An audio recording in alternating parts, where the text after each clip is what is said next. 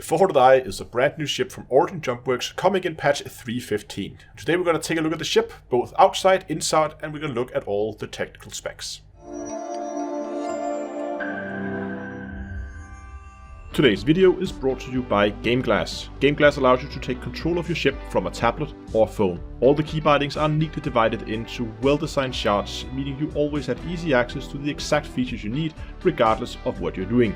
On top of that, GameGlass also works with Elite Dangerous, so extend your cockpit and get the full immersive experience. Follow the link in the video description and try GameGlass for free. If you like it and want more shards and features, you can either buy them individually or subscribe to GlassPass. Use offer code DTEA and get 5% off your first purchase.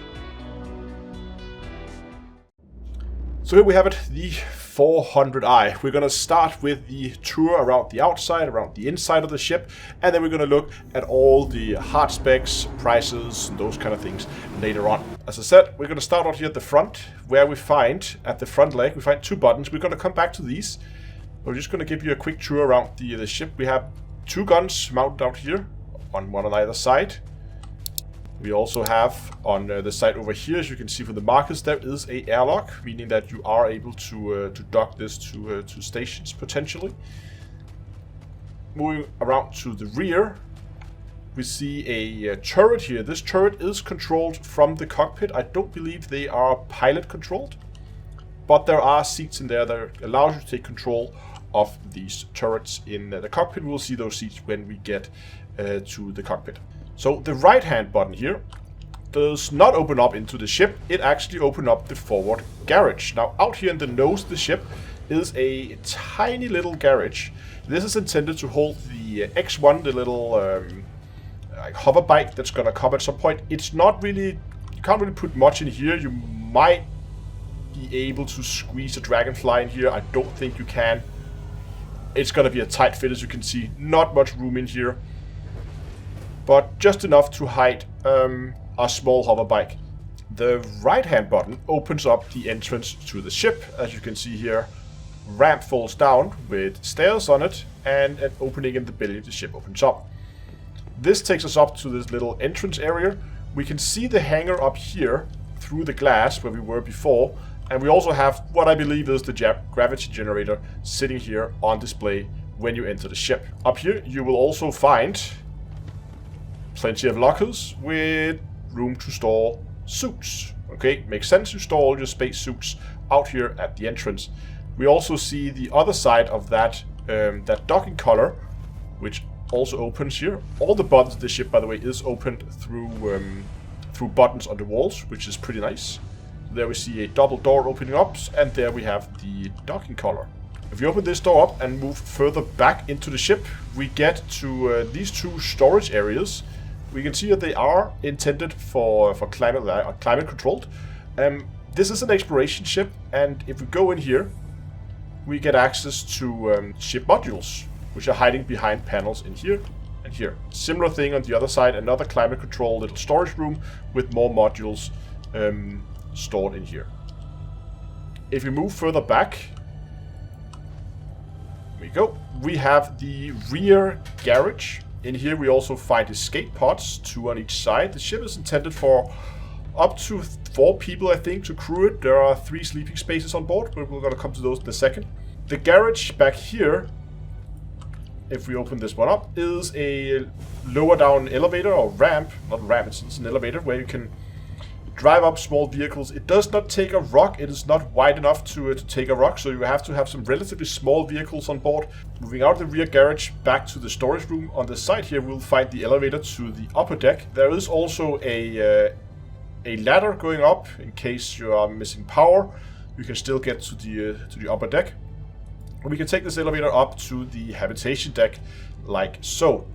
From here we're going to start at the rear of the ship. We can see that rear turret there through the windows.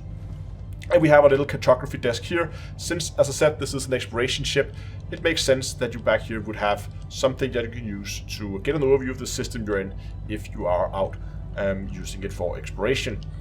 And again, this is an Origin ship, so of course it is packed with luxury. We get a small little living space here, 2 seats here on either side on a table. Seems like there's a small screen there, maybe, I don't know, watching TV or monitoring systems or whatever. And a little galley here on the opposite side. As you would expect, there's a sink, and of course, as I said, this is Origins, so there's of course a wine cooler jam-packed full of champagne. What else would you expect to find? And then we have like trash and food storage and those kind of things. Moving forward in the ship, we got 2 rooms. Here on one side, we have a little cabin. There are 2 beds in here, as you can see. There are storage underneath the beds here. It doesn't really work super well. It just only opens this far. I feel like it should open more than it does. I don't know, maybe you're intended to pull out the rest of the way yourself, but at least that's how much it's open. Similar over here. Then, of course, you have storage space for each of the beds here. On the opposite side of the hallway, in here, we have what would probably be designated as the captain's quarters. Single bed and a working desk with more storage in here. Moving further back down the hall, opposite the elevator, we find the heads. It has everything you would expect. There's a toilet, comes out like so.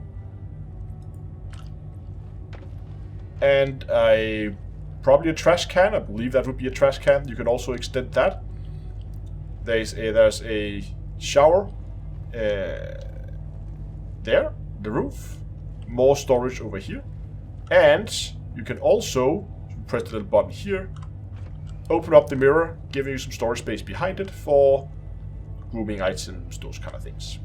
And that leaves us with the final room that we haven't checked in the ship yet, all the way at the front, upper deck. And here we have the cockpit. As I said, there are 2 chairs here on either side. Of course, we have the pilot chair up here, where you will be piloting the ship from. And then you have the 2 co-pilot seats back here. And on these panels, you will have access to, amongst other things, turret controls. So there you see, now I have access to the rear upper turret. But similarly from the other side, you can then control the lower turret if you need to. Looking at the technical specs for the ship, we can see that it is 60 meters long with a beam of 32 meters.